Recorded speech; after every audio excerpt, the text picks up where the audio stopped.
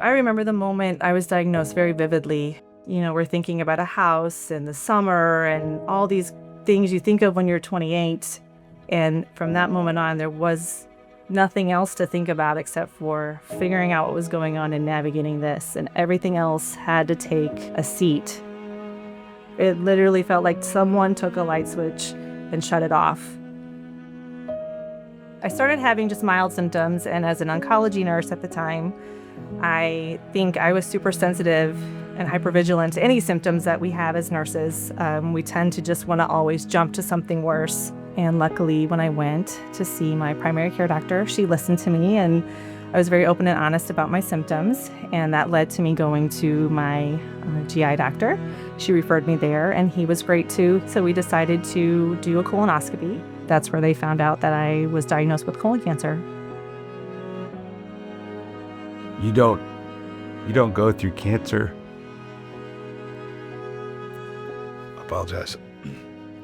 You don't go through cancer alone. You go through it as a family. So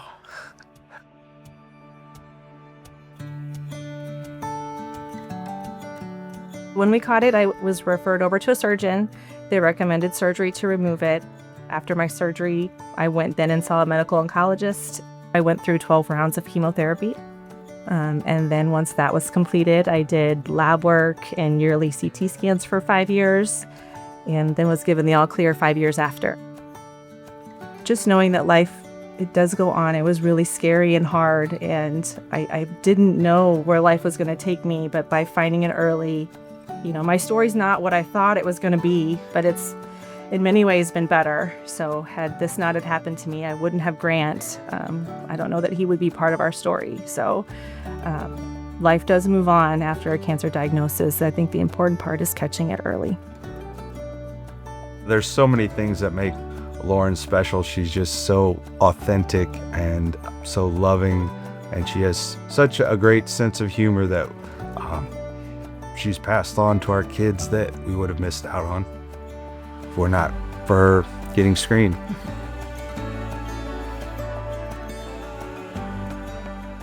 The future for our family, I think I'm excited for it. Our son is going to be a senior. My daughter's going to turn 16 and start driving soon. And I've got a little one going to kindergarten. So we've got a lot going on and to look forward to.